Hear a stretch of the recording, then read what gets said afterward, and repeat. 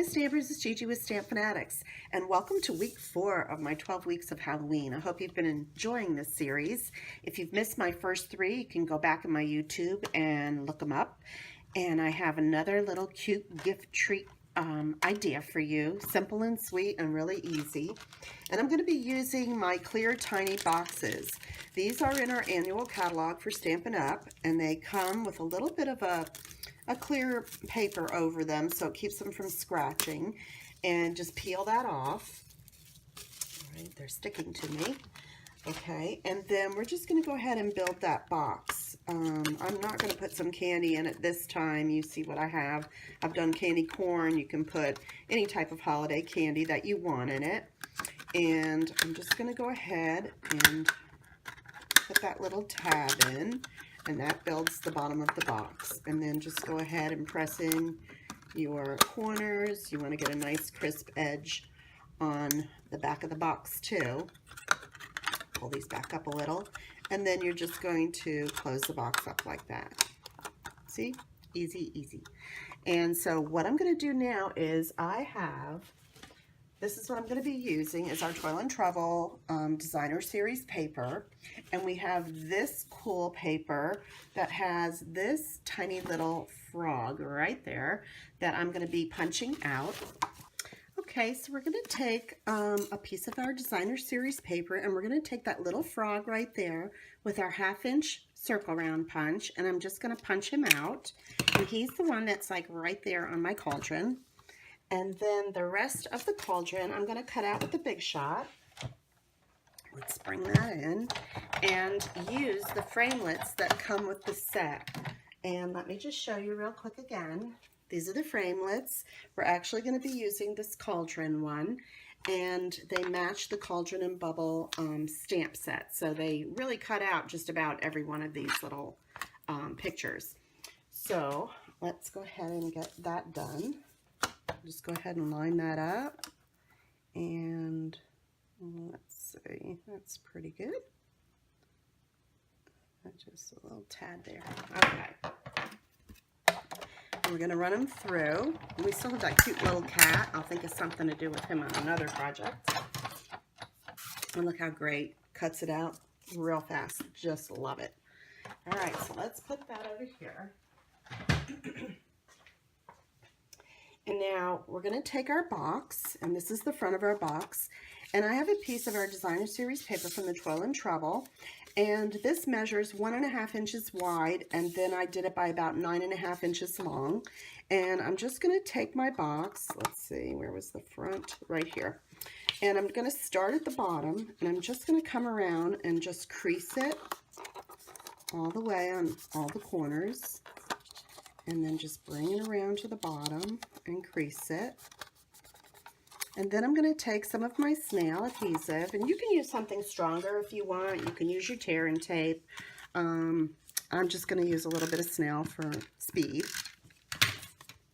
And I'm going to take my box again and start it at the bottom where I was, and bring it around, and then just close it up. Let's see, like that. And this can still slide on and off, so when I'm ready to put my candy in, I'll be set. Okay, the next part I did was I took some of our beautiful ribbon, and this is our beautiful black and silver ribbon, and I cut a piece. I've already done this video. I had some interruptions, so I'm just going to use the piece that I already cut, and I'm going to go ahead and bring it around, and I'm going to take a little clothespin and just hold it like that. I find it's easier when I'm trying to wrap twine and things around it. So this holds it as if I had a third hand, which I don't. And I'm going to take our black twine and just wrap it around. Let me get it on top of it. There we go. And I'm just going to tie it in a knot to hold it on. Okay. I think I got it. There we go. And once I have it where I want it, let's do it a little tighter. I'm going to remove the clip, and now let me straighten this out and pull it down. And I'm going to tighten this up All right, wait a minute. Let me just bring it around and tie that knot. And then I can pull this up through the knot and tighten it. See how I did that? And you can make it as tight or as loose as you want so that you can slide this off still. Okay, then I'm using one of our spider trinkets. Aren't these adorable? And I'm going to put it through the end of my twine like that. And I'm going to tie it on. Let's go ahead and cut this.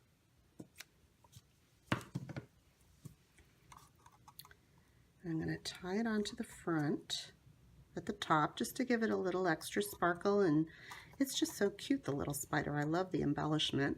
I'm going to go ahead and tie that in a knot first just to really hold it in place. Okay, get it where I want it and then tie it off. And then I'm going to tie my bow with the twine. And then once I have that done, I'm just going to go ahead and pull my bow together a little bit better. And if this slides around and it bothers you, you can put a little glue dot right here. Let me do that real quick, and then it won't slip around. I'm just going to stick it right under the bottom there, and that'll hold it in place. I'm going to cut this down just a little bit more. Okay. And now we have our cauldron. So what I want to do is I'm going to take some of my dimensionals. I'm going to take 2 and just put them on either side so that it'll straddle the ribbon there and really hold on to the paper in the box. I'm going to put it right in the middle. Let's get that lined up, and that also will help hold the ribbon. And then I have my tiny little frog, and I'm actually going to use one of my mini dimensionals, which are the smaller ones, just to put on there, and add that to the bottom of the box. Let me get the frog upright. There we go. And I'm just putting him right there on the bottom. And that's it. Isn't it cute? That's my week 4 of my 12 week of Halloween, and your cute little treat box to put all of your Halloween candy. Now, this catalog starts next week, which is September 5th on Wednesday, and I'll have a new September host code for you then. So add this to your wish list if you have it and you like it. And you can order these items from me on my online store at StampFUNatics.com, and you can go ahead and order. If you use the host code, I'll have an extra thank you for you. So thanks for joining me, and have a good day.